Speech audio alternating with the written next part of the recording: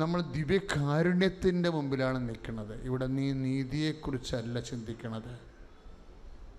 നീതി, കർത്താവിൻ്റെ കാരുണ്യത്തിലാണ് നീതി നടക്കുന്നത്. നമ്മൾ ദൈവനീതിയെക്കുറിച്ചാണ് ആലോചിക്കുന്നത്. അത് വിശുദ്ധ രക്തമാണ് നീതീകരിക്കുന്നത്. വിശ്വാസത്താലാണ് നമ്മളത് അനുഭവിക്കുന്നത്. അതുകൊണ്ട് ദൈവകാരുണ്യത്തിനായി നീ നിൻ്റെ ജീവിതത്തെ സമർപ്പിക്കുക. നിൻ്റെ മെരിറ്റ് അല്ല പ്രശ്നം. Not by merit but by grace. ദൈവത്തിൻ്റെ കൃപയാണ് വിഷയം. ദൈവത്തിൻ്റെ കൃപ നമുക്ക് വേണ്ടി മധ്യസ്ഥം വഹിക്കാനാണ് അമ്മ ഈ അൾത്താരയിൽ ജീവനോടെ നിൽക്കുന്നത്. ഇപ്പോഴ് നിനക്ക് വേണ്ടി അമ്മ മധ്യസ്ഥം വഹിക്കുന്ന സമയമാണ്.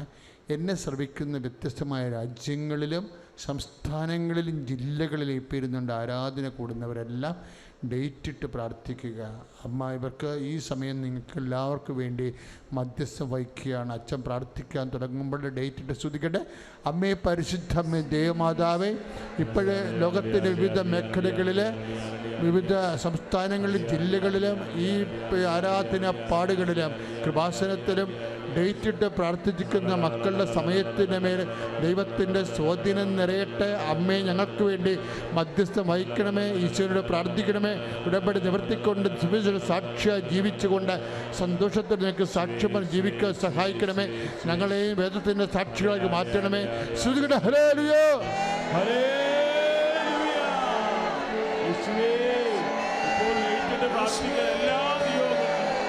അത്ഭുതകരമായിട്ട് ഇടപെടണമേ.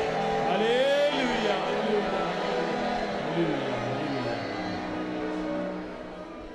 മൗനമായി പ്രാർത്ഥിക്കേണ്ട സമയമാണ്.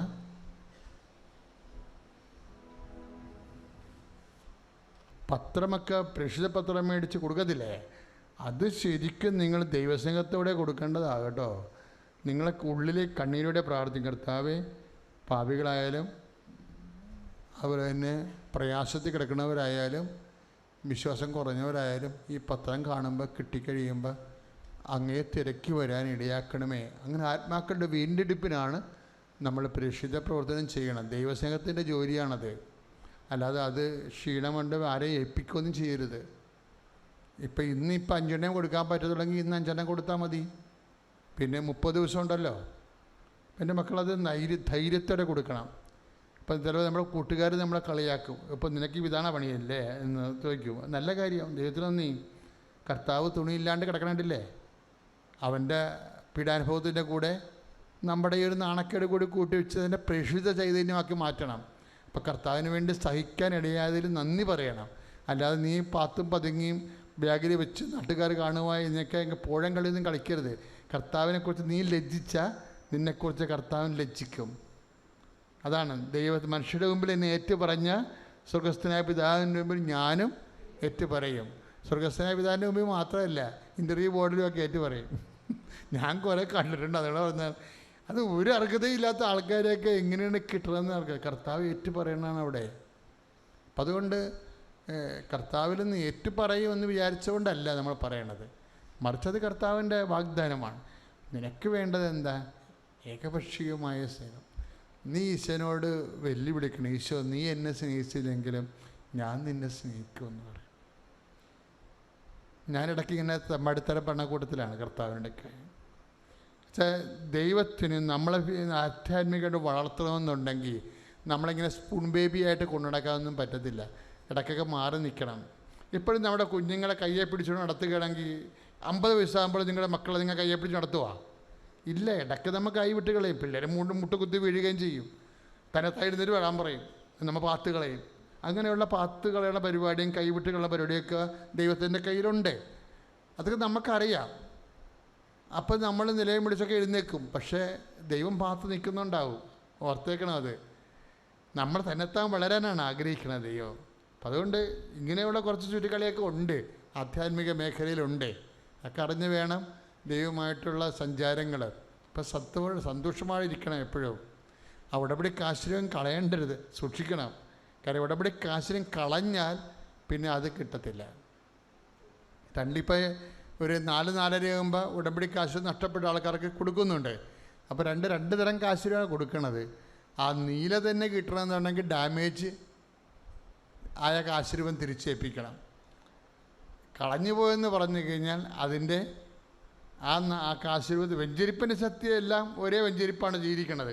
പക്ഷേ ഞങ്ങൾക്ക് അറിയണം നിങ്ങളുടെ കയ്യിൽ ഇരിക്കുന്ന കാശുരൂപം കളഞ്ഞു പോയതാണോ അതോ ഡാമേജ്. കാരണം ഒരേ തരത്തിലുള്ള 2 കാശുരൂപം ഒരു വീട്ടിൽ വരാൻ പാടില്ല. ഉടമ്പടിക്ക് ഒരു വസ്തുവിന് എത്ര പ്രമാണം ഉണ്ടാവും? ഒരു പ്രമാണമേ ഉണ്ടാകത്തുള്ളൂ, മറ്റേ പകർപ്പായിരിക്കും. അതിപ്പോൾ ഒരു കാശുരൂപം നിങ്ങളുടെ വീട്ടിലുണ്ട്, അത് നിങ്ങളുടെ മകൾക്ക് കൊടുത്ത് വിട്ട്, പിന്നെ അത് തന്നെ കിട്ടത്തില്ല. പിന്നെ മകൾക്ക് കൊടുത്ത് വിട്ടേ. നിങ്ങൾ എന്നോട് പറയണത് കളഞ്ഞു പോയി, ബെച്ചിപ്പോയി എന്നൊക്കെയാണ് പറയണത്. നിലയം പിടിച്ച് വലിയ വായി നിലവിളിച്ചൊക്കെയാണ് പറയണത്. പക്ഷേ സംഭവം മകൾക്ക് കൊടുത്തായിരിക്കും. വരക്കിടണ കാരണം പറയത്തില്ലത്. അപ്പം അത് സംഭവം കിട്ടും നിങ്ങൾക്ക്. അതിൻ്റെ മാതൃക ആ ശക്തി അത് തന്നെയാണ്. പക്ഷേ ഞങ്ങൾക്കറിയണം അത് ഉടമ്പടിയുടെ ഒറിജിനൽ അല്ല എന്നറിയണം. ഒറിജിനൽ വേണമെന്നുണ്ടെങ്കിൽ ഒരു വീട്ടിൽ 2 ഒറിജിനൽ വരാൻ പറ്റത്തില്ല. അതാണ് പ്രശ്നം. അല്ലെങ്കിൽ 2 ഉടമ്പടി ഉണ്ടാകണം. അങ്ങനെ ചെയ്യാൻ അനുവാദം ഇല്ലല്ലോ. ഒരു വീട്ടിൽ നമ്പറിൽ ഒന്നിലേ ചെയ്യാൻ പറ്റും. വീട്ടിൽ നമ്പറിൽ ഒരു കുടുംബം, ഒരു ഫാമിലി ഒരു വീട്ടിൽ ചിലപ്പോൾ 2-3 ഫാമിലി താമസിക്കും. ചേട്ടാനിയന്മാരുടെ ഭാര്യമാരും മക്കളൊക്കെ ഉണ്ട്. അവർക്കൊക്കെ ഒരു ഫാമിലിക്കാണ് ഒരു ഉടമ്പടി. അപ്പം അതുകൊണ്ട് അതനുസരിച്ചിട്ട് ആ കാശുരൂപം ഒന്നേ പാടുള്ളൂ. അതുകൊണ്ടാണ് അപ്പോൾ നീല കാശുരൂപമാണ് നമ്മുടെ ഉടമ്പടിയുടെ കറക്റ്റ് കാശുരൂപം. അത് എൻ്റെ കൊളുത്തൊടിഞ്ഞാണ് ഞങ്ങളത് നിങ്ങൾക്ക് വേറെ പുതിയ തരും. അതുപോലെ ബലി അർപ്പിച്ച് വെഞ്ചരിച്ച് വെച്ചിരിക്കുന്നതാണ്. അത് ഫ്രീ ആയിട്ടല്ലേ തരണത്. എന്താ കാര്യം? അതിൻ്റെ വില നിശ്ചയിക്കാൻ പറ്റാത്തത് കൊണ്ടാണ്. ഞങ്ങൾക്ക് വേണമെങ്കിൽ ഇപ്പോൾ 1000-കണക്കിന് ആൾക്കാർക്ക് അത് നഷ്ടപ്പെട്ടിട്ടുണ്ട്. അത് പൈസക്ക് തരാം, പക്ഷെ തരത്തില്ല. അത് ഫ്രീ ആയിട്ടാണ് തരണത്. അപ്പോൾ നിങ്ങൾ അറിയണം അതിൻ്റെ വില നമുക്ക് നിശ്ചയിക്കാൻ പറ്റാത്തതാണെന്ന്. കാര്യം ആദ്യമേ തൊട്ട് വിശ്വാസപ്രമാണം ചൊല്ലിയിട്ടല്ലേ ദൈവസാന്നിധ്യത്തെ അനുസ്മരിപ്പിച്ചെടുക്കണത്. അപ്പം അതുകൊണ്ട് വി വിൽ ഗിവ് ഇറ്റ്. ചില ആൾക്കാരൊരു സൂത്രപ്പണി കാണിക്കും. പ്രാർത്ഥനയ്ക്ക് വരാതെ സ്വന്തം വീട്ടിലെ നാത്തുമാരെ കൊണ്ടും ആൻറ്റിമാരെ കൊണ്ടും ഉടമ്പടി എടുപ്പിച്ച് പത്രം മേടിച്ചുകൊണ്ട് പോയിട്ട് ആ ചീട്ട് കൊണ്ടുവന്ന് കൊടുത്ത് പുതുക്കും. അവർ പ്രാർത്ഥന കൂടാത്തതാണ്. അപ്പം അത് കാര്യം ഉടമ്പടിയുടെ ഒരു പ്രാർത്ഥനയെങ്കിലും നിങ്ങളിവിടെ വന്ന് കൂടേണ്ടതാണ്. ബാക്കി യൂട്യൂബിൽ കൂടണം. അവർക്ക് ആ നേർച്ച വസ്തു എല്ലാവർക്കും ഒരുപോലെ കൊടുക്കത്തുള്ളൂ. പണ്ട് നമ്മുടെ ഇന്ന് ചെറിയൊരു മണ്ടത്തരം പറ്റിയായിരുന്നു. നമ്മൾ ആത്മാർത്ഥത കൂടി പോയിക്കൊണ്ട് പണി മേടിച്ച ആൾക്കാരാണ്. എന്താണെന്നറിയാമോ? ഇവരോട് പറഞ്ഞ് നിങ്ങൾ മാസം നിങ്ങളെ പത്രം അയച്ചു തരാമെന്ന് പറഞ്ഞ് അമേരിക്കയിലോട്ട്. അതിൻ്റെ കാശ് അതിൻ്റെ കൊറിയർ ചാർജ് തന്നെ ഉണ്ട് 2000 രൂപ. പുറത്ത് പിശാച് പ്രചരിപ്പിച്ചത് എന്താണ്? 2000 രൂപ എടുത്താലേ അച്ഛനെ കാണാൻ പറ്റത്തുള്ളൂ എന്ന് പറയും. അതാണ് 2000 രൂപയുടെ 3000 രൂപ. സംഭവം എന്താ? കൊറിയർ ചാർജ് മേടിച്ചാൽ ഇപ്പോൾ ഒന്നും മേടിക്കണില്ല. എല്ലാവർക്കും, നാട്ടുകാർക്കും യൂറോപ്പുകാർക്കും എല്ലാം ഒരേ ഉടമ്പടി. പക്ഷെ നേർച്ച വസ്തു ഒരേ നേർച്ച വസ്തു. പിന്നെ വരേണ്ട അപ്പോൾ അമേരിക്കൻസൊക്കെ ചെയ്യേണ്ടത്, യൂറോപ്പിലുള്ള ആൾക്കാരും ചെയ്യേണ്ടത് എന്താണെന്നറിയാമോ? നിങ്ങൾ ഉപയോഗിക്കുമ്പോൾ കുറച്ച് ഉപയോഗിക്കാൻ നോക്കണം. ഇത് വാരിക്കെട്ടി ഉപയോഗിക്കണം അല്ല. ഉടമ്പടി തൈലവും തേനക്ക അതൊക്കെ ഒരു തുള്ളിയുടെ 2-1 ഭാഗം ഉപയോഗിച്ചാൽ മതി.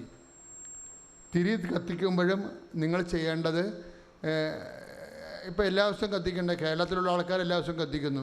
അവർ ശനിയാഴ്ച ബുധനാഴ്ച കത്തിച്ചാൽ മതിയല്ലോ. കത്തിച്ച് കഴിഞ്ഞാൽ ഉടനെ തിരി ഊതണം. അപ്പോൾ കത്തിച്ച് കത്തുന്നത് പ്രാർത്ഥിക്കുമ്പോഴാണ് ചിലപ്പോൾ മൊബൈൽ അടിക്കണത്. പിന്നെ മൊബൈൽ സംസാരിക്കുമ്പോൾ തിരി കത്തിപ്പോണം അറിയാൻ പറ്റാതെ വരും. അങ്ങനെയൊക്കെ വളരെ കാര്യം നമ്മൾ കൊടുക്കുന്ന ശ്രദ്ധയാണ് എൻ്റെ വിഷയമെന്ന് പറയുന്നത്. അപ്പം അതുകൊണ്ട് പ്രാർത്ഥന കഴിഞ്ഞാൽ അപ്പം തന്നെ തിരിവൂതണം. ഊതി വെച്ചേക്കരുത് അവിടെ. അപ്പം തന്നെ പാക്ക് ചെയ്ത് നിങ്ങളെ കസ്റ്റഡിയിലാക്കണം. അവിടെ വെച്ചോണ്ട് വെക്കരുത്. കാര്യം ഒന്നാമത്തിൽ ഈ തിരി ഫാനിടയ്ക്ക് കത്തിക്കുമ്പോഴേ, ഇപ്പോൾ പ്രാർത്ഥനാമുറി ഫാനുണ്ട്, തിരി കത്തിക്കുമ്പോൾ ഫാനിൻ്റെ അകത്ത് കിടന്ന് ഇളകി പെട്ടെന്ന് ഉരുകിപ്പോവും. അങ്ങനെ ചെയ്യേണ്ട കാര്യമില്ല. ഫാനൊക്കെ ഓഫ് ചെയ്തിട്ട് അല്ലെങ്കിൽ 7 മിനിറ്റത്തെ പ്രശ്നമല്ലേ ഉള്ളൂ. അപ്പം അതെല്ലാം ശ്രദ്ധിച്ച് ഈ നേർച്ച വസ്തുക്കളെല്ലാം സൂക്ഷിച്ച്, അതേ നമ്മുടെ വീട്ടിൽ അച്ഛൻ്റെ തീർന്ന് പോകാതിരിക്കാൻ അങ്ങനെ പറയണത്. തീർന്ന് പോകരുതത്. പക്ഷേ ഉടമ്പടി തൈലമൊക്കെ തീർന്നാൽ നമുക്കതുപോലെ പിന്നെ ഇവിടെ വന്നാലല്ലേ കിട്ടത്തുള്ളൂ. അതാണ് എപ്പോഴും നമ്മൾ ശ്രദ്ധിക്കണം. നിങ്ങളുടെ ഫോറോ കൊണ്ട് നിങ്ങൾ തന്നെ വരണ്ടേ. അതാണ് തീരാതിരിക്കാൻ വേണ്ടി ശ്രദ്ധിക്കണമെന്ന് പറഞ്ഞതിൻ്റെ കാരണം അതാണ്. ഉടമ്പടി സാക്ഷ്യത്തിൻ്റെ പ്രാർത്ഥനയാണ്. വിശ്വാസപ്രമാണം ചൊല്ലിക്കേ.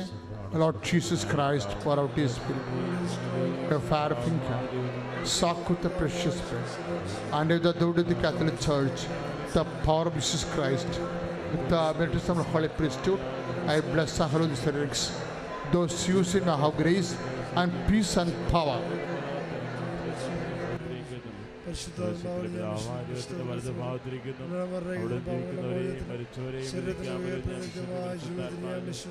വിശുദ്ധ കത്തോലിക്ക സഭയിലും പുണ്യാളന്മാരുടെ ഐക്യത്തിലും പാപങ്ങളുടെ മുതൽ ചരിത്രമായ ജീവിതത്തിൽ ഞാൻ വിശ്വസിക്കും. കരങ്ങൾ ഉയർത്തി സ്തുതിക്കട്ടെ. ഹല്ലേലൂയ. കരങ്ങൾ ഉയർത്തി വിളിച്ച് സ്തുതിച്ച് പ്രാർത്ഥിക്കട്ടെ. കർത്താവായ ദൈവമേ, വ്യത്യസ്ത ഭൂഖണ്ഡങ്ങളിലിരിക്കുന്ന നിയോഗം അർപ്പിച്ച് പ്രാർത്ഥിക്കുന്നവരെ, ഈ ശുശ്രൂഷ ലൈവായി കണ്ട് പ്രാർത്ഥിക്കുന്നവരെ, ഉടമ്പടി നിബന്ധന പ്രകാരം കണ്ട് പ്രാർത്ഥിക്കുന്നവരെ കർത്താവെ ആശീർവദിക്കുന്നതിന് നന്ദി പറയുന്നു. യേശുവേ ആരാധന. ഹല്ലേലൂയ. ശിരസ് നമിച്ച് പരിശുദ്ധ പരമ ദിവ്യകാരുണ്യത്തിന് അമ്മ മാതാവിൻ്റെ ഈ അൾത്താരയിൽ എനിക്ക് സാക്ഷ്യം പറയാൻ എന്നെ അനുവദിച്ചതിന് എൻ്റെ അമ്മ മാതാവിനും ഈശോപ്പായ്ക്കും ഞാൻ നന്ദിയും സ്തുതിയും അർപ്പിക്കുന്നു. എൻ്റെ പേര് സന്ധ്യ. ഞാൻ വരുന്നത് പാലക്കാട് ഡിസ്ട്രിക്റ്റിലെ വടക്കഞ്ചേരിയിൽ നിന്നാണ്. ഞാൻ 2022 സെപ്റ്റംബർ 19 ആദ്യമായിട്ട് ഉടമ്പടി എടുത്തത്. എൻ്റെ മോള് ദിയാര. അവൾക്ക് എപ്പോഴും ഫീവർ വരുമായിരുന്നു. ഫീവർ വരുമ്പോൾ 103, 104 നല്ല ഹൈ റേഞ്ചിൽ ഉയർന്നു പോകുമായിരുന്നു. രാത്രി 12 മണി 1 മണിയാകുമ്പോൾ എപ്പോഴും അവളെ ഹോസ്പിറ്റലിൽ കൊണ്ടുപോകും. ഹോസ്പിറ്റലിൽ പോയി കഴിഞ്ഞാൽ ഡോക്ടറെ കണ്ടു കഴിഞ്ഞാൽ എന്തെങ്കിലും മെഡിസിൻ കൊടുത്ത് പനി പോവും. വീണ്ടും വരും, അടുത്ത ആഴ്ച പിന്നെയും കൊണ്ടുപോകും. എന്നാൽ വേറെ ടെസ്റ്റ് ചെയ്യുമ്പോൾ അവൾക്ക് കാര്യമായ വേറെ കുഴപ്പങ്ങളൊന്നുമില്ല. പക്ഷേ എപ്പോഴും പനി വന്നുകൊണ്ടേയിരിക്കും. അങ്ങനെ ഞാൻ ഇവിടെ വന്ന് ഉടമ്പടി എടുത്തു, പ്രാർത്ഥിച്ചു. അമ്മ മാതാവിൻ്റെ കാശുരൂപം കയ്യിലെടുത്ത് വെച്ച് പ്രാർത്ഥിച്ചു. മോൾക്ക് തൈലം ഞാൻ പുരട്ടി കൊടുത്തു. അങ്ങനെ അവൾക്ക് കുറേ നാളായി 2022 ശേഷം അവൾ കഴിഞ്ഞ മാസം മുൻപ് വരെ അവൾ അഡ്മിറ്റ് ആയിട്ടില്ല. പനിയായിട്ട് ഇതുപോലെ സീരിയസ് ആയിട്ട് അഡ്മിറ്റ് ആയിട്ടില്ല. അടുത്തത് ഞാൻ ഒരു ബിസിനസ് സ്റ്റാർട്ട് ചെയ്തിട്ടുണ്ടായിരുന്നു കോവിഡ് ടൈമിൽ. പക്ഷെ എനിക്ക് കോവിഡ് ടൈം ആയതുകൊണ്ട് ബിസിനസ് ഫെയിൽഡായി. തന്മൂലം ഒരു 3 lakhsോളമുള്ള മെഷീൻസ് എനിക്ക് പെൻഡിങ് വന്നു, വിൽക്കാൻ പറ്റാത്ത അവസ്ഥയായി. ഞാൻ നിയോഗത്തിൽ എനിക്ക് എൻ്റെ മെഷീൻസ് വിറ്റ് തരണമെന്ന് അമ്മ മാതാവിനോട് പ്രാർത്ഥിക്കുകയും അമ്മ മാതാവിൻ്റെ ഉപ്പ് വിശ്വാസ പ്രമാണം ചൊല്ലി ഞാൻ ആ മെഷീൻസിൽ സമർപ്പിക്കുകയും ചെയ്തു. തന്മൂലം എൻ്റെ മെഷീൻസ് എല്ലാം വിറ്റുപോയി. അതുകൂടാതെ ഞാൻ ജോലിയൊന്നും ഇല്ലാതെ ഇരിക്കുന്ന ടൈമായിരുന്നു. ഞാനൊരു ഹിന്ദു ഫാമിലിയിൽ നിന്നാണ് വരുന്നത്. ഞാൻ എൻ്റെ ബെഡ്റൂമിലായിരുന്നു എൻ്റെ മാതാവിൻ്റെ ഫോട്ടോ വെച്ചിട്ടുണ്ടായിരുന്നത്. എനിക്ക് ചില റെസ്ട്രിക്ഷൻസ് ഒക്കെ ഉണ്ട്. അതുകൊണ്ട് ഞാൻ എൻ്റെ മാതാവിൻ്റെ ഫോട്ടോ ഞാൻ എൻ്റെ റൂമിലായിരുന്നു വെച്ചത്. ഞാൻ എൻ്റെ അമ്മയോട് പറഞ്ഞു, അമ്മേ എനിക്കൊരു ജോലി വേണം. ഞാൻ ആലത്തൂർ ക്രസൻറ്റ് ഹോസ്പിറ്റലായിരുന്നു ഞാൻ കുറേ വർഷങ്ങൾക്ക് മുമ്പ് കല്യാണത്തിന് മുമ്പ് ജോലി ചെയ്തിട്ടുണ്ടായിരുന്നത്. കല്യാണത്തിന് ശേഷം ഞാൻ റിസൈൻ ചെയ്തു. അവിടെ അഡ്മിനിസ്ട്രേഷനിലായിരുന്നു ജോലി. പിന്നീട് 7 വർഷം കഴിഞ്ഞു. എനിക്ക് സാമ്പത്തികപരമായി ബുദ്ധിമുട്ടായി, ഏജ് ഓവറായി, ഒരു ജോലി കിട്ടാൻ നല്ല ബുദ്ധിമുട്ടുണ്ട്. അമ്മേ മാതാവേ എനിക്ക് ജോലി വേണം. ആ കോളേജിൽ തന്നെ എനിക്ക് ജോലി വേണമെന്നൊരാഗ്രഹമുണ്ട്. പക്ഷേ 15 yearsആയിട്ട് അവിടെ ഒരു കുട്ടി ജോലി ചെയ്തുകൊണ്ടിരിക്കുകയായിരുന്നു. അതുകൊണ്ട് അവിടെ ഉടനെ ഒന്നും വേക്കൻസി ഉണ്ടാകാൻ ചാൻസ് ഇല്ല. ഞാൻ പ്രാർത്ഥിച്ചു. എൻ്റെ മനസ്സിൽ ആരോ പറഞ്ഞു മൊബൈൽ നോക്കുന്നത്. ഞാൻ ഇന്ത്യയിൽ സെർച്ച് ചെയ്തു, അവിടെ വേക്കൻസി കണ്ടു, ഞാൻ അപ്ലൈ ചെയ്തു. ഇതെല്ലാം ഓൺ ദ സ്പോട്ടിലാണ് നടക്കുന്നത്. ഞാൻ വന്ന് അമ്മയോട് ഇങ്ങനെ പറഞ്ഞതേ ഉള്ളൂ, അമ്മേ എനിക്കൊരു ജോലി വേണം. അമ്മേ അത് അവിടെ തന്നെ എനിക്ക് വാങ്ങിച്ചു തരുമോ? വേറൊരു ജോലി ചെയ്യാനായിട്ട് എനിക്കൊരു ബുദ്ധിമുട്ടുണ്ട്. താഴ്ന്ന ജോലികൾ ചെയ്യാൻ, എന്ത് ജോലിയും ഞാൻ ചെയ്യാൻ തയ്യാറാണ്. പക്ഷേ എനിക്ക് അനുഭവ പരിചയമുള്ളൊരു ജോലി ചെയ്യണമെന്നൊരാഗ്രഹമായിരുന്നു. അപ്പോൾ തന്നെ വേക്കൻസി കണ്ടു, ഞാൻ അപ്ലൈ ചെയ്തു. അവരെന്നെ വിളിച്ചു. ഞാൻ ഇൻ്റർവ്യൂവിന് പോകുമ്പോൾ അവിടെ കുറേ കാൻഡിഡേറ്റ്സ് ഉണ്ടായിരുന്നു. അവർ പറഞ്ഞു 6,000 7,000 കിട്ടിക്കഴിഞ്ഞാൽ ഞങ്ങൾ ഈ ജോലി കയറാൻ ഞാൻ തയ്യാറാണെന്ന്. ഞാൻ മനസ്സിൽ പ്രാർത്ഥിച്ചു, മാതാവേ എനിക്കിപ്പോൾ സാമ്പത്തികപരമായി നല്ല ബുദ്ധിമുട്ടുള്ള സമയമാണ്. അമ്മ മാതാവേ എനിക്ക് ജോലി വാങ്ങിച്ചു തരണമേന്ന്. എൻ്റെ കാശുരൂപം, അമ്മ മാതാവിൻ്റെ കാശുരൂപം എൻ്റെ എല്ലാമാണ്, എൻ്റെ അസറ്റാണ്, എൻ്റെ ജീവിതത്തിലെ എല്ലാമാണ്. ഞാൻ ആ കാശുരൂപം കയ്യിൽ പിടിച്ചുകൊണ്ട് ഞാൻ ഇൻ്റർവ്യൂ അറ്റൻഡ് ചെയ്തു. പിറ്റേ ദിവസം അവരെന്നെ വിളിച്ചു. അതിനു മുമ്പ് ഞാൻ അറിഞ്ഞു ആ ഹോസ്പിറ്റലിൽ ഉണ്ടായിരുന്ന പല ആൾക്കാരും സന്ധ്യയ്ക്ക് കിട്ടുമോ, സന്ധ്യയെ എടുക്കുമോ എന്ന് ചോദിക്കുന്നുണ്ടായിരുന്നു. പക്ഷേ ആ ഹോസ്പിറ്റലിൽ ആരും റിസൈൻ ചെയ്തു പോയ ആരെയും വീണ്ടും പിന്നീട് ജോയിൻ ചെയ്യിക്കാറില്ലായിരുന്നു. അത് കഴിഞ്ഞ് വേറൊരു കുട്ടിയായിരുന്നു അവർ ആദ്യം സെലക്ട് ചെയ്തത്. ആ കുട്ടി കോളേജിൽ പോയി നോക്കി, ആ കുട്ടി പോയി എന്നാണ് പറഞ്ഞത്, ജോയിൻ ചെയ്തില്ല. പിറ്റേ ദിവസം അവരെന്നെ വിളിച്ചു. കാശുരൂപം ഞാൻ കയ്യിൽ വെച്ച് ഞാൻ പ്രാർത്ഥിച്ചു. അവരെന്നെ സെലക്ട് ചെയ്തു. ഒന്നാമത്തെ പോയിൻ്റ്, എനിക്ക് ഏജ് ഓവറാണ്. എനിക്കിപ്പോൾ ജോലി കിട്ടാൻ ചാൻസ് വളരെ കുറവായിരുന്നു. ഉണ്ടായിരുന്നു. പക്ഷേ എൻ്റെ അമ്മ മാതാവ് ഞാൻ ആഗ്രഹിച്ച ജോലി, ആഗ്രഹിച്ച സാലറിയിൽ തന്നെ എനിക്ക് മാതാവ് അവിടെ വാങ്ങിച്ചു തന്നു. കൂടാതെ ഒരു മാസം കഴിഞ്ഞപ്പോൾ സാലറി കൂട്ടിത്തരികയും എല്ലാവർക്കും കൊടുക്കുന്നതിനേക്കാൾ കൂടുതൽ എനിക്ക് എൻ്റെ അമ്മ മാതാവ് എനിക്കവിടെ വാങ്ങിച്ചു തരികയും ചെയ്തു. കൂടാതെ ജോയിൻ ചെയ്ത് കഴിഞ്ഞപ്പോൾ ഒരുപാട് പ്രോബ്ലംസ് ഉണ്ടായിരുന്നു. യൂണിവേഴ്സിറ്റി BSc നേഴ്സിംഗ് കോളേജാണ്. യൂണിവേഴ്സിറ്റി തലത്തിലുള്ള ഒരുപാട് വർക്കുകളുണ്ട്. ഇതൊന്നും ആരും എനിക്ക് ഹാൻഡ് ഓവർ ചെയ്ത് തന്നിട്ടില്ലായിരുന്നു. ഒരു എക്സാമുമായി റിലേറ്റ് ചെയ്ത ഒരു പ്രോബ്ലം വന്ന സമയത്ത് പെട്ടെന്ന് തന്നെ ഞാൻ ഫ്രീസ് ചെയ്തു പോയി. പെട്ടെന്ന് ഒരു പ്രിൻസിപ്പൾ എന്നെ വഴക്ക് പറഞ്ഞു. ഞാൻ പുറത്തോട്ട് പോയി, അമ്മേ മാതാവേ എനിക്ക് എത്രയും പെട്ടെന്ന് ഇത് ശരിയാക്കി തരണമേ എന്ന് പ്രാർത്ഥിച്ചു. മനസ്സിൽ ഓൺ ദ സ്പോട്ടിലാണ് അതിനുള്ള ആൻസർ വരുന്നത്. യൂണിവേഴ്സിറ്റിക്ക് ഞാൻ വിളിച്ചു, അവർ ഫോൺ എടുത്തു, അൺഫ്രീസ് ചെയ്തു, ഓൺ ദ സ്പോട്ടിൽ വേഗം പ്രോബ്ലംസ് എല്ലാം സോൾവ് ചെയ്തു. അതുപോലെ അമ്മ മാതാവ് പെട്ടെന്നാണ് എൻ്റെ കൂടെ നിന്ന് എനിക്ക് എല്ലാ കാര്യങ്ങളും ചെയ്തു തന്നത്. അമ്മ മാതാവിന് ഞാൻ നന്ദി പറയുന്നു. കൂടാതെ മോൾക്ക് ഇടയ്ക്ക് ജലദോഷം, ചെറിയ പനിയൊക്കെ വരുള്ളായിരുന്നു. അങ്ങനെ ഇരിക്കുക മോൾ സ്റ്റെയർ കേസിൽ നിന്ന് ഒരു ദിവസം 6 വയസ്സുള്ള സമയത്ത് ഉരുണ്ട് താഴെ വന്ന് വീണ് പുറത്ത് വന്ന് അവൾ വോമിറ്റ് ചെയ്തു. ഞങ്ങൾ ഹോസ്പിറ്റലിൽ കൊണ്ടുപോയി. അപ്പോൾ ഡോക്ടർ പറഞ്ഞു, ചെറിയ കുട്ടിയല്ലേ, എന്തെങ്കിലും ഇൻറ്റേർണൽ ഇഞ്ചുറി ഉണ്ടാവുമോ എന്നറിയില്ല, നിങ്ങൾ തൃശ്ശൂർക്ക് കൊണ്ടുപോയിക്കോളൂ എന്ന് പറഞ്ഞു. ഞാൻ പോകുന്ന സമയത്ത് ഞാൻ അമ്മ മാതാവിനോട് പ്രാർത്ഥിച്ചു, അമ്മേ അൾത്താരയിൽ ഞാൻ കൈകൾ ഉയർത്തി ഞാൻ മാതാവിന് ഞാൻ നന്ദി പറഞ്ഞോളാം, എൻ്റെ കുഞ്ഞിന് ഒരു പോറലും ഏൽക്കല്ലേ എന്ന്. അവിടെ പോയി എക്സ്റേ എടുത്തു. മോൾക്ക് ഒരു പോറൽ പോലും ഇല്ലായിരുന്നു. ജസ്റ്റ് ഒരു മൂവിൻ്റെ ഓയിൽമെൻറ്റ് മാത്രമേ തന്നുള്ളൂ. അമ്മ മാതാവിന് ഞാൻ നന്ദി പറയണു. എല്ലാ കാര്യങ്ങൾക്കും ഞാൻ മാതാവിനോട് അമ്മേ ഞാൻ സാക്ഷ്യം പറഞ്ഞോളാമെന്ന് എപ്പോഴും പറയുമായിരുന്നു 2022 മുതൽ. പിന്നീട് ഒക്ടോബർ 2024 എൻ്റെ ഹസ്ബൻഡിന് പെട്ടെന്ന് മഞ്ഞപ്പിത്തം ബാധിച്ചു. ആൾ വളരെ ടയേർഡായി. ഡോക്ടർ പറഞ്ഞു ഇത് ഭയങ്കര സീനാവുമല്ലോ എന്ന്. ഞാൻ പറഞ്ഞു നിങ്ങൾ പേടിക്കണ്ട, മാതാവിൻ്റെ കാശ് രൂപം കയ്യിലെടുത്ത് നിങ്ങൾ പ്രാർത്ഥിച്ചോളൂ. അമ്മേ മാതാവേ, എൻ്റെ മനസ്സിൽ ഇതാണ് തോന്നിയത്, 3 ദിവസത്തിനുള്ളിൽ അസുഖം ഭേദമാക്കി തരണമേ, ഞാൻ സാക്ഷ്യം പറഞ്ഞോളാം എന്ന്. 3 ദിവസത്തിനുള്ളിൽ അസുഖം ഭേദമാക്കി തന്നു. അമ്മയുടെ തൈലം പുരട്ടുകയും എപ്പോഴും എൻ്റെ കൂടെ ഈ ഇവിടെ നിന്ന് വന്നിരിക്കുന്ന പുസ്തകവും അതുപോലെ തൈലവും കാശ് രൂപം എൻ്റെ ഹസ്ബൻഡിൻ്റെ കയ്യിലും ഞങ്ങളുടെ കയ്യിൽ എപ്പോഴും ഉണ്ടാകും. പ്രാർത്ഥിച്ചു, അസുഖം ഭേദമായി. ഞാൻ സാക്ഷ്യം പറയാൻ താമസിച്ചതിന് ഞാൻ അമ്മ മാതാവിനോട് ക്ഷമ പറയണു. എപ്പോഴും ഓരോ സിറ്റുവേഷൻ, ഒരു ക്രിട്ടിക്കൽ സിറ്റുവേഷൻ വരുമ്പോൾ ഞാൻ അമ്മയോട് പ്രാർത്ഥിക്കും, ഞാൻ സാക്ഷ്യം പറഞ്ഞോളാം അമ്മയെന്ന്. പക്ഷേ താമസിച്ചതിന് ഞാൻ അമ്മ മാതാവിനോട്, ഈശോയോട് ഞാൻ ക്ഷമ ചോദിക്കുന്നു. ഈ കഴിഞ്ഞ ദിവസം ഒക്ടോബർ മാസം 8-ാം തീയതി മോൾക്ക് പെട്ടെന്ന് ഒരു പനി വന്നു. നല്ല ഫീവറായിരുന്നു. ടെസ്റ്റ് ചെയ്തപ്പോൾ 2022 ശേഷം ഇവിടെ വന്ന് ഉടമ്പടി എടുത്തതിന് ശേഷം ഈ മാസമാണ് അവൾ ആദ്യമായിട്ട് ഇതുപോലെ അഡ്മിറ്റ് ആയത്. നോക്കുമ്പോൾ ഡെങ്കി ഫീവറായിരുന്നു. 2 ദിവസം കുഴപ്പമില്ലായിരുന്നു. പഴയതുപോലെ 103 ഒക്കെ ഫീവർ വന്നു.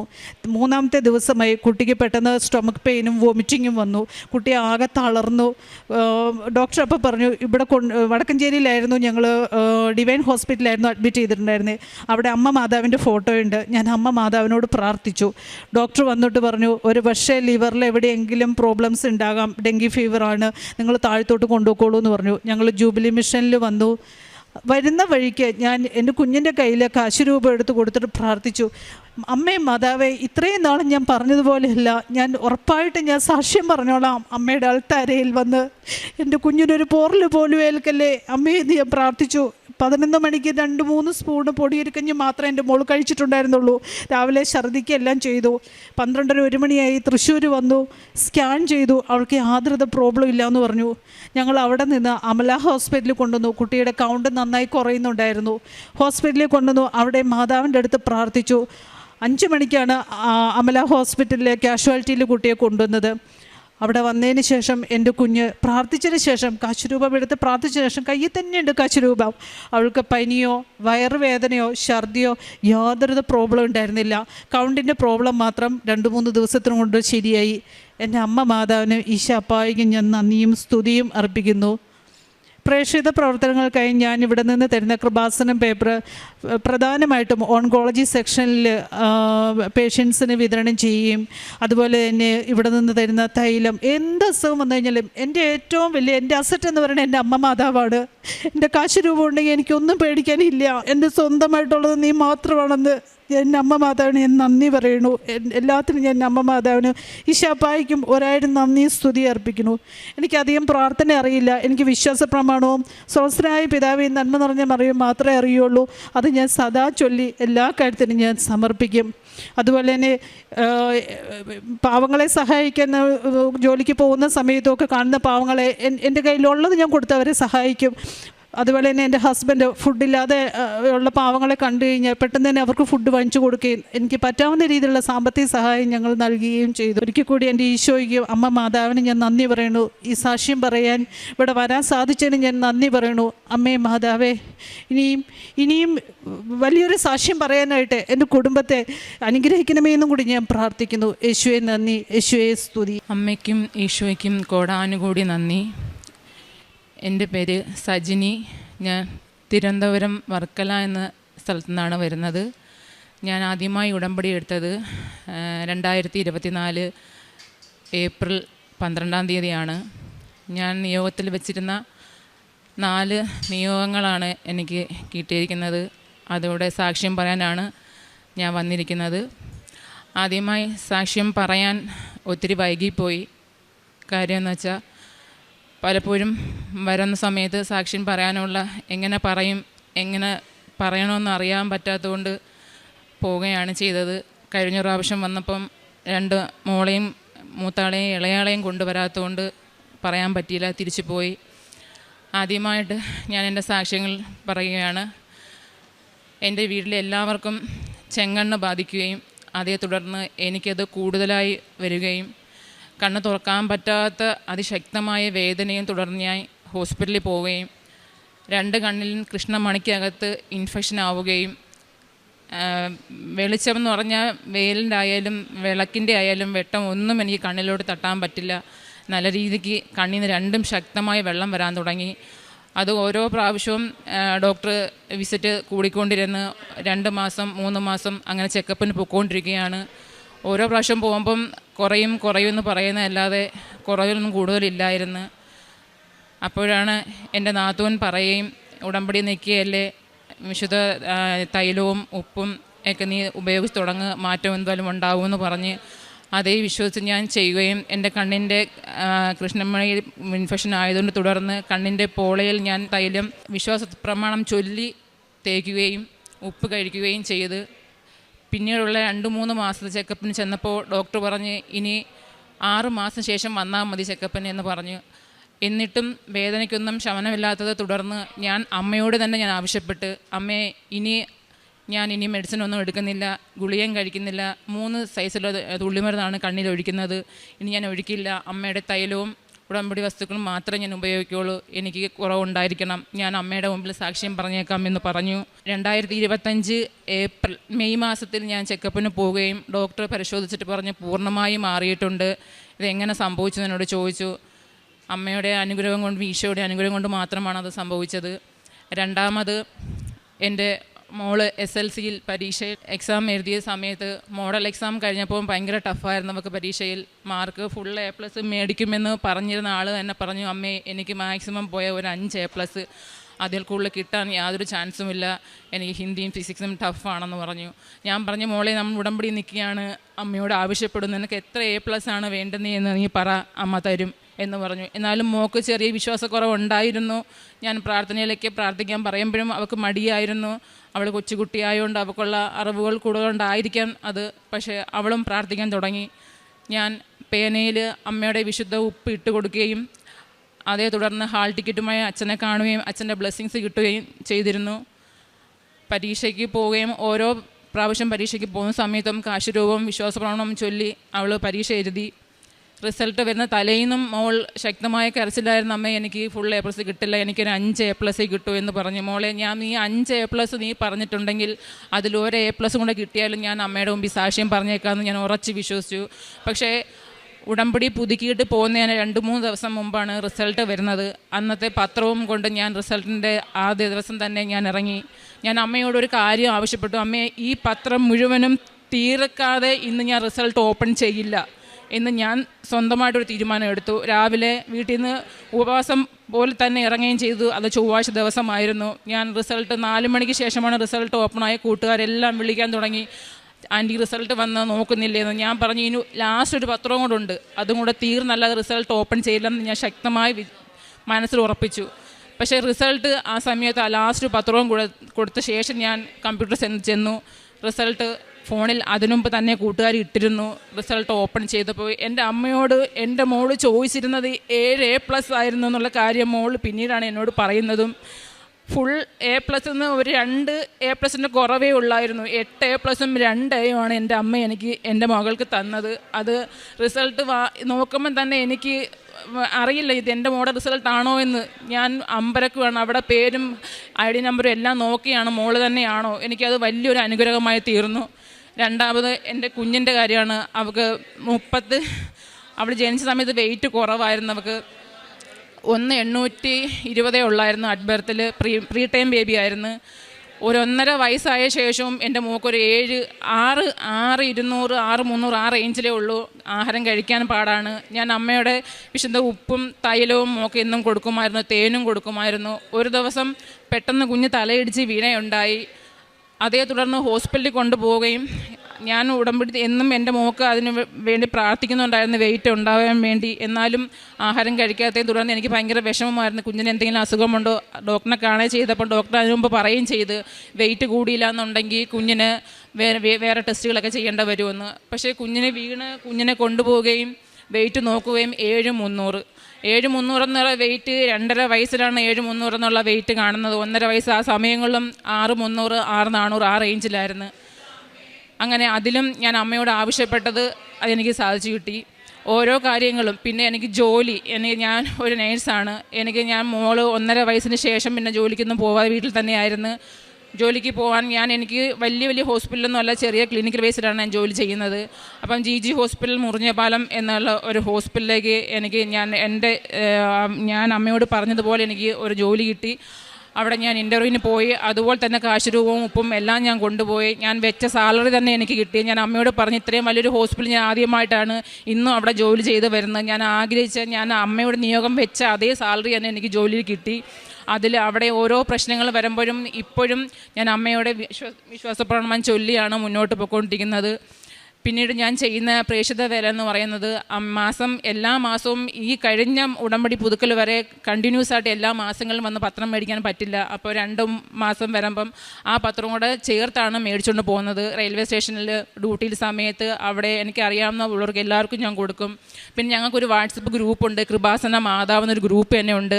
അതിൽ ഞങ്ങൾ 19 പേരുണ്ട്. അവരെല്ലാവരും കൂടി മാസങ്ങളിൽ ഉള്ള സാലറി കിട്ടുന്ന പൈസയിൽ എല്ലാവരെയും ഒക്കുന്നത് പോലെ പൈസ പിരിച്ചിട്ട് ഞങ്ങൾ ഒരു വയ്യാതെ കിടക്കുന്ന ആരെങ്കിലും ചോദിച്ച് മനസ്സിലാക്കി അവർക്ക് അർഹതപ്പെട്ടവർക്ക് ഞങ്ങൾ ആ പൈസ കൊണ്ടുവന്ന് കൊടുക്കും. അത് ടീമായിട്ട് ഒരു ഗ്രൂപ്പായിട്ടാണ് ഞങ്ങളുള്ളത്. അത് എല്ലാവരും കൂടെ തന്നെ എത്ര പേര് കിട്ടുന്നോ അത്രയും പേരും തന്നെ പോയി അവരെ കണ്ട് അവരുടെ കൈകളിൽ അർഹതപ്പെട്ടവർക്ക് മാത്രം അങ്ങനെ കൊടുക്കും. പിന്നെ ഫുഡ് വയ്ക്കുന്നത് അടുത്തുള്ള ഹോസ്പിറ്റലുകളാണെന്നുണ്ടെങ്കിൽ ഞങ്ങളൊരു ദിവസം എല്ലാവരും പ്ലാൻ ചെയ്ത് വീട്ടിൽ തന്നെ നമ്മൾ തന്നെ എല്ലാവരും പ്ലാൻ ചെയ്ത് ഫുഡ് ഉണ്ടാക്കി പൊതിയായിട്ട് അല്ലെങ്കിൽ എങ്ങനെ അവർക്ക് എത്തിക്കേണ്ട രീതി അങ്ങനെ കൊടുക്കും. പിന്നെ രോഗിയിൽ ആരെങ്കിലും അറിഞ്ഞ് വാർഡല്ലെങ്കിലും എന്തെങ്കിലും അയ്യാതെ കിടപ്പുണ്ടെന്നുള്ളത് ആരോടെയും ചോദിച്ച് മനസ്സിലാക്കി ഞങ്ങൾ എത്ര ദൂരമാണെന്ന് ഞങ്ങൾ ഗ്രൂപ്പിലുള്ള അത്രയും പേരിൽ മാക്സിമം വരാൻ പറ്റുന്നവരെ കൂട്ടി തന്നെ ഞങ്ങൾ പോയി അവർക്ക് കൊടുക്കും, കാര്യങ്ങളെല്ലാം പറയും. പിന്നെ പത്രം കൊടുക്കുമ്പോൾ പ്രത്യേകിച്ച് ശ്രദ്ധിക്കുന്ന കാര്യം എന്ന് വെച്ചാൽ ആവശ്യകത ഇല്ലാത്ത ആർക്കും ഞാൻ പത്രം കൊടുക്കാറില്ല. ട്രെയിനിലൊക്കെ പോകുമ്പം ഓരോരുത്തർക്കും പത്രം കൊടുക്കുമ്പോൾ നമ്മളെ പലതും പറഞ്ഞിട്ടുണ്ട്. കാരണം വെച്ചാൽ വിഷമത്തോടെ പലതും ഓരോന്നെല്ലാം പറയും. നിങ്ങൾക്ക് വേറെ ജോലിയിൽ മതപ്രചാരണമാണോ, നിങ്ങൾ കൊച്ചു പിള്ളേരല്ലേ, നിങ്ങൾ എന്താണ് ഇങ്ങനെ നടക്കുന്നതൊക്കെ ചോദിക്കും. പക്ഷെ ഞങ്ങളത് കാര്യമാക്കില്ല. അവരോട് പറയും നിങ്ങൾക്ക് വിശ്വാസം ഉണ്ടെങ്കിൽ മാത്രം മേടിച്ചാൽ മതി, ആരും മതം മാറ്റാനും ഉള്ളതൊന്നും അല്ല ഞങ്ങൾ ചെയ്യുന്നത്. വിശ്വാസം ചെയ്താൽ നമുക്ക് എല്ലാം നമ്മുടെ കാര്യങ്ങളെല്ലാം നടക്കും, നമ്മൾ വിശ്വാസത്തിൽ നിൽക്കാൻ വേണ്ടിയുള്ളതാണ് എന്ന് പറഞ്ഞ് പത്രം കൊടുക്കാറുണ്ട്. പിന്നെ ഡെയിലി ബ്രെഡ് എല്ലാ ദിവസവും കാണാറുണ്ട്. അത് വാട്സപ്പ് സ്റ്റാറ്റസ് ഇടും, എല്ലാവർക്കും അയച്ചു കൊടുക്കും. ഉടമ്പടി ചൊവ്വാഴ്ചയുള്ള ധ്യാനങ്ങളെല്ലാം കൂടും. അത് സമയം കിട്ടുന്നവർക്കും ഫുള്ളും കണ്ട് തീർക്കാൻ മാക്സിമം ശ്രമിക്കും, എല്ലാവർക്കും ഇട്ടുകൊടുക്കും. ഇത്രയാണ് ഞാൻ ചെയ്യുന്നത്. ഇത്രയും അനുഗ്രഹങ്ങൾ തന്ന എൻ്റെ ഈശോയ്ക്കും അമ്മയ്ക്കും കോടാനുകൂടി നന്ദി.